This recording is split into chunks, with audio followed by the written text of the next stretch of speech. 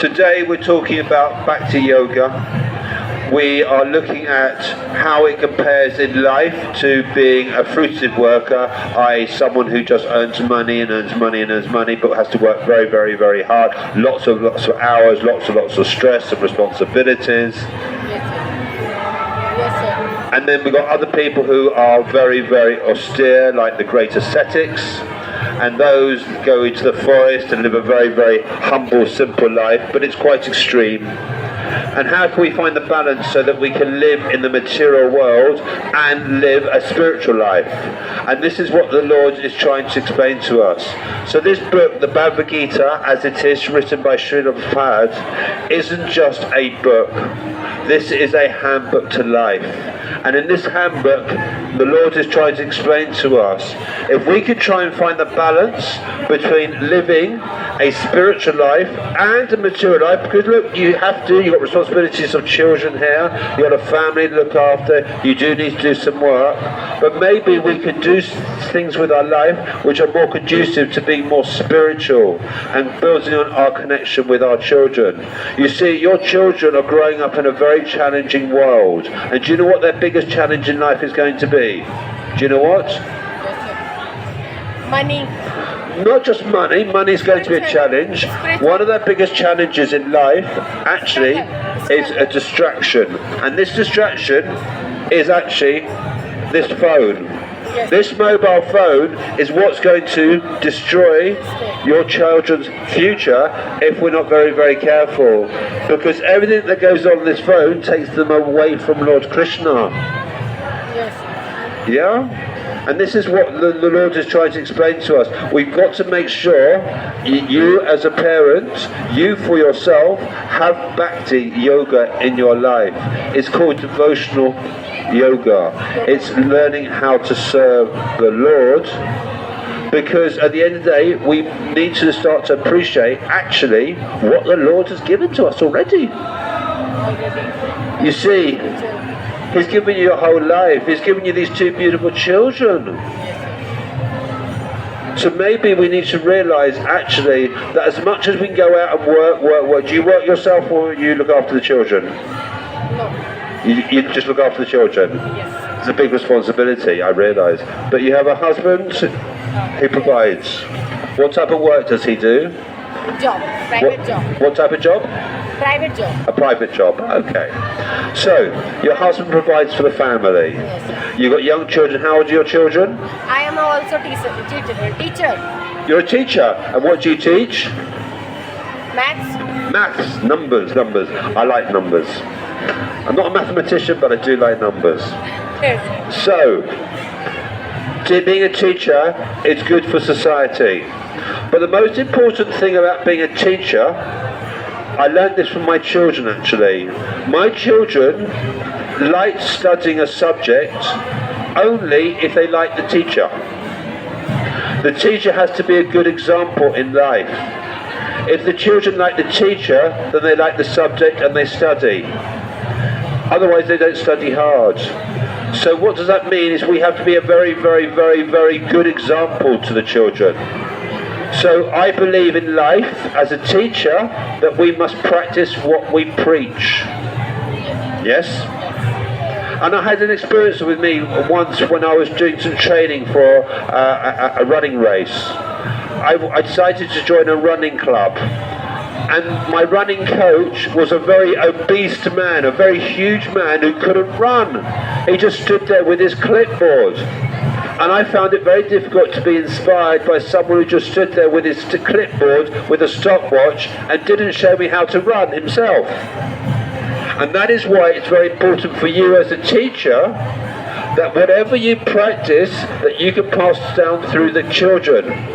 If you can be a very good, a caring, loving, sharing person, then the children can follow such beautiful examples, because the children in society nowadays have a lot of problems. They have a lot of problems because of some of the things that go on in society. Some of the things that the children hear is not very, very nice. Some of the things that children see is not very, very nice, and unfortunately some of the things that children say are not very, very, very nice. And part of the problem is The children are told from a very, very young age. What age children do you teach? 30, about 30. About 13. Okay, so they're all into their mobile phones. So a lot of the children are told to be very competitive in life because their parents tell them, I want you son to be very successful, or you daughter to be very successful. I want you to have a good status in life. I want you to have a good business. I want you to earn lots of money. I want you to have a big home and lots of possessions. So everyone's told to be competitive. And that's harsh. It's a very hard world to be competitive, because when we're competitive, it means that we're not so nice anymore. Because in order to get things in life, we have to be better than other people. And that's hard.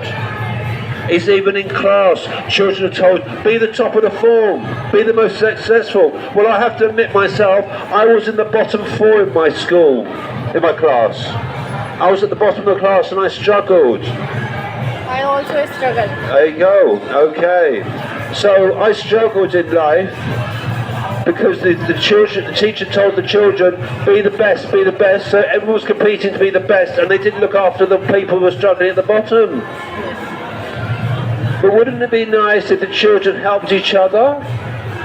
Wouldn't that be nice? But they don't. They're told, be the best, focus on yourself, look after yourself, son, look after yourself, daughter, be focused on your exams, get the best qualifications. But tell me, as a teacher, Mataji, you teach mathematics, are the children taught about how to be a good person in life? Yes. Are they taught about, do they have a class, a lesson about life? Yes. What type of lesson do they have? Struggle. Life में struggle कैसे करना है और कैसे वो करना है, life को कैसे रन करना है. They have struggles in life, but do they have a class in life which teaches children how to deal with problems? Yes. Problem को कैसे सॉल्व करना है, यही सब क्लास में यही सब सिखाया जाता है हमको. Okay, that's very, very beautiful, and we need more of this. We need more assistance for children who are not just the ones who are at the top of the class, but the ones who are in the middle and the bottom. Because competition isn't going to get us everywhere. Yes. You see, success isn't always about being the best in money and possessions and status. Sometimes being the best could mean being the better person in life, being the more caring person, more giving person. Maybe the child who does the charity work, Hare Krishna, is the one who actually might be more successful, more wealthy in life by doing something more for humanity. And that's beautiful. And this is what the Lord is trying to teach us through Bhakti Yoga. How can we become a better person? And this is why the Bhagavad Gita is such an important book. Have you read it? No. First half read करिए पर पूरी read नहीं करिए. The one thing that's very beautiful about the book is this. When I first picked up the Bhagavad Gita, I didn't understand the words of it. But I wanted to read it. I wanted to achieve getting through the book, and I got through it. But what I found was I didn't really understand it. But then I went to start reading it again, and I'm reading it again now, and I'm a different person to I was last time. And now I have a different understanding. And therefore every time you pick up the Bhagavad Gita, it teaches you something different, because you're never the same person the last time you read it. And that's very, very, very beautiful. So Mataji, this book is going to tell you everything about who you are at the moment and how you can become even a better version of yourself. You see, we have certain characteristics in our life that we picked up.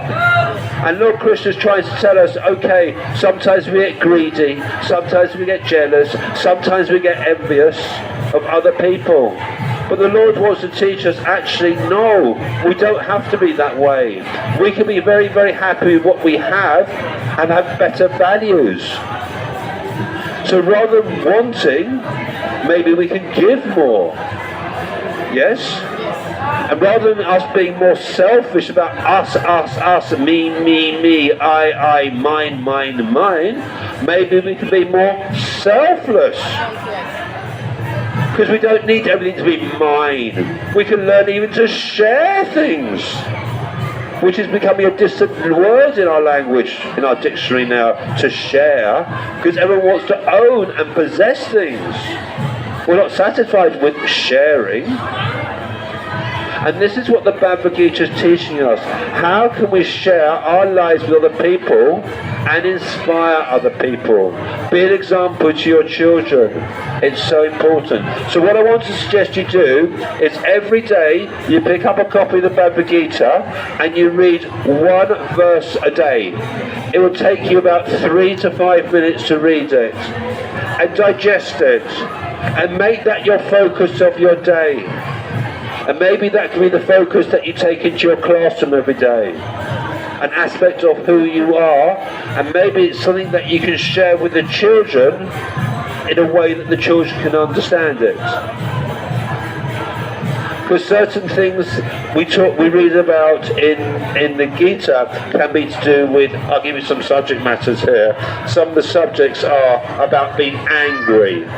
Some are about being bitter. Some is jealous. Some are about fear or lusting. There are so many different characteristics the Bhagavad Gita talks to us about that you can help the children in school understand how we can become a better person. And it's beautiful. And this is what the Bhagavad Gita wants to show us. And this is why the Bhagavad Gita isn't just a book. This Bhagavad Gita, written by Srila Prabhupada, is called Bhagavad Gita as it is non-different to the Lord. You can go into the temple now and pray to Lord Krishna, or you can pray to this book and it's non-different.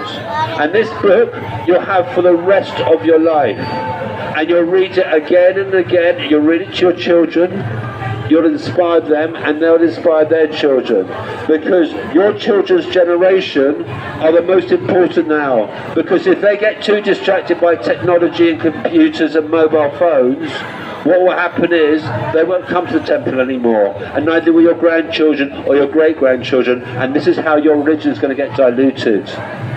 So I urge you, please, read one page every day with your children and let that be an inspiration to you, an example to you how you can become a better person and how you can share this with your children and the children at your school being a teacher. Hare Krishna, Krishna Krishna, Hare Hare. Hare Rama, Rama Rama, Hare Hare.